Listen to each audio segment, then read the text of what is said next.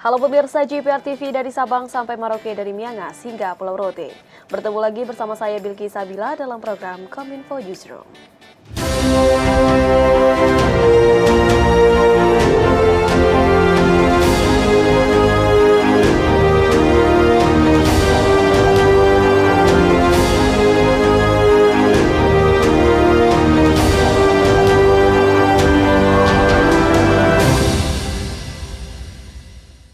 Inilah Kominfo Newsroom selengkapnya.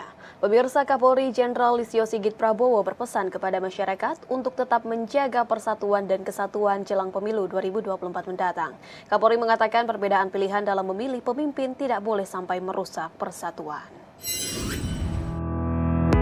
Kapolri Jenderal Listio Sigit Prabowo tidak bosan menyerukan aksi pemilu damai bagi seluruh masyarakat Indonesia. Aksi seruan pemilu damai kembali diangkat Kapolri saat membuka kegiatan Bayangkara Fun Walk di Jakarta pada hari Minggu kemarin.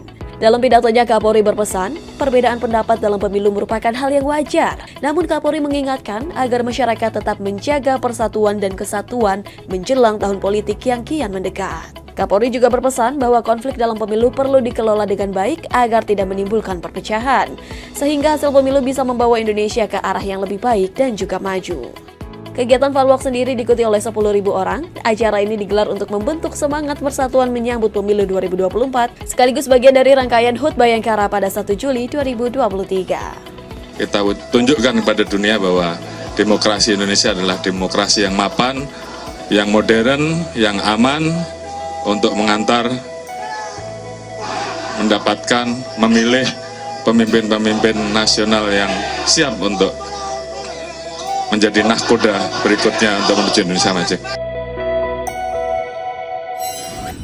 Satuan Tugas Tindak Pidana Perdagangan Orang atau TPPO mengingatkan kepada warga agar tidak mudah terkena bujuk rayu dari gaji besar bekerja di luar negeri. Sebab hal tersebut dapat menjadi salah satu modus adanya kejahatan TPPO.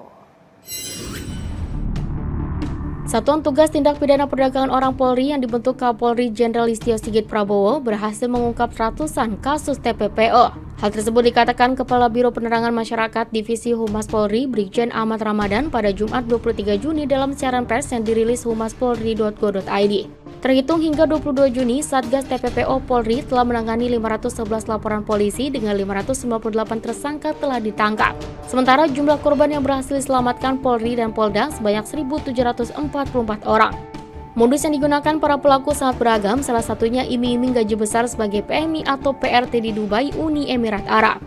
Pada kenyataannya, korban tidak benar-benar bekerja sebagai PMI atau PRT. Korban hanya berada di penampungan dan selanjutnya dijual ke Arab Saudi sebagai PRT. Mereka yang dijual ke Arab Saudi bekerja tanpa menerima gaji dan bekerja tanpa mengenal waktu.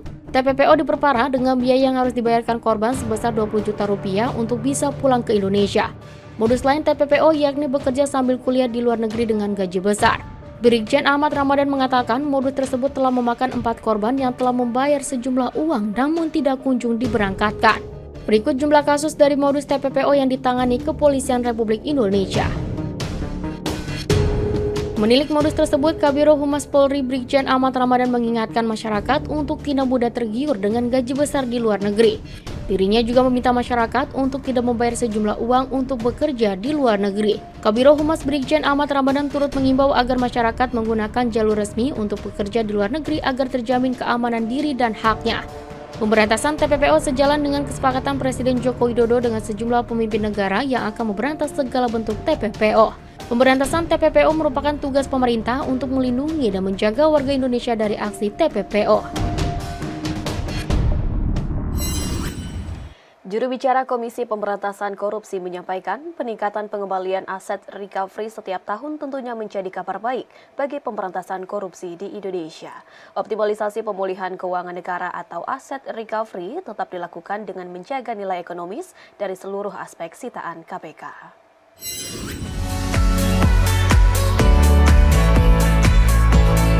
Dalam melakukan upaya pemberantasan korupsi di Indonesia, Lembaga Antirasuah KPK tidak hanya berfokus pada hukuman pidana badan saja, yang selama ini dianggap tidak ditakuti oleh para koruptor. Lebih dari itu, dalam memberikan efek jera, KPK sangat fokus dalam melakukan aset recovery kerugian keuangan negara. Pada semester 1 tahun 2023, total aset recovery yang telah dilakukan oleh KPK adalah 154,10 miliar rupiah. Sedangkan pada tahun 2022, total aset yang dikembalikan kepada negara adalah 775,54 miliar rupiah. Pengoptimalan aset recovery menjadi poin fundamental karena nominal yang dikembalikan kepada negara nantinya akan dikelola dan dikembalikan lagi untuk kesejahteraan masyarakat. Juru bicara KPK Ali Fikri lewat akun YouTube KPK RI menyampaikan, terkait dengan barang bukti yang telah dilakukan penyitaan oleh KPK, tentunya harus dilakukan perawatan.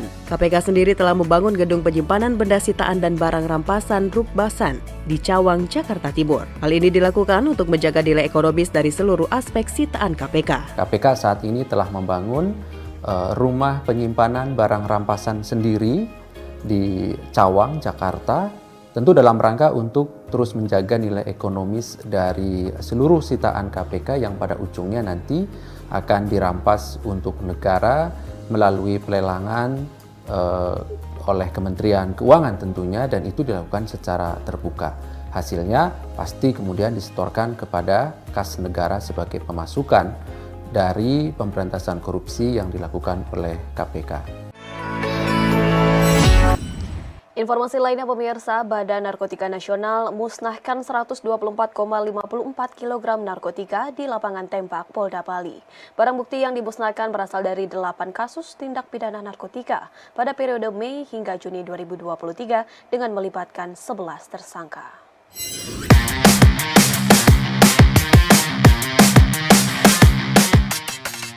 Jelang peringatan Hari Anti Narkoba Internasional atau HANI 2023, Badan Narkotika Nasional Republik Indonesia musnahkan 124,54 kg barang bukti narkotika.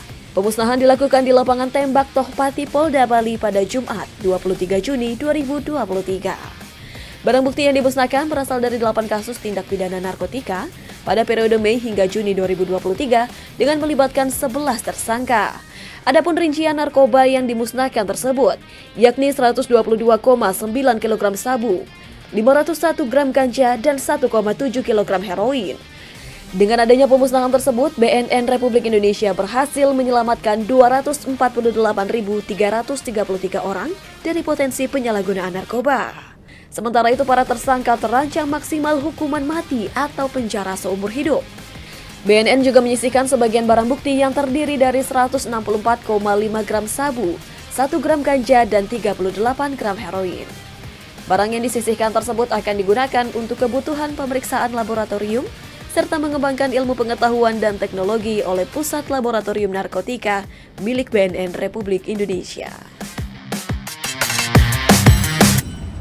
Kami hadirkan pula informasi komoditi harga pangan. Mayoritas harga pangan terpantau landai jelang Hari Raya Idul Adha 2023. Sementara komoditas cabai mengalami kenaikan hanya pada cabai merah besar dengan harga Rp46.300 per kilogram dari harga Rp45.250 per kilogramnya.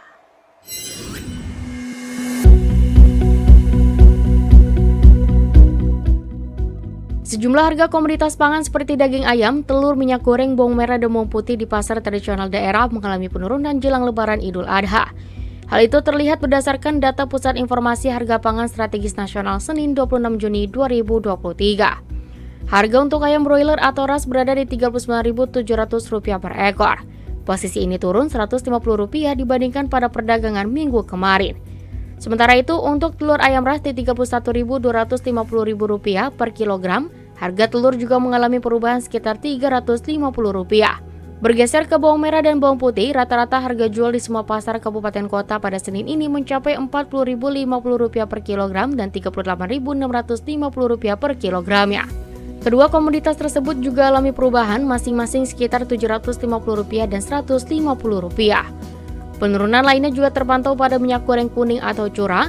Harga jual rata-rata berada di Rp15.600 per kilogram, minyak goreng turun sekitar Rp100. Dan untuk harga beras dengan kualitas di bawah hingga super mengalami penurunan hingga 1,5%. Tren penurunan juga terjadi pada harga daging sapi per kilogramnya. Per hari ini harga daging sapi di harga Rp133.050 per kilogram atau turun tipis dibandingkan kemarin mencapai Rp135.200.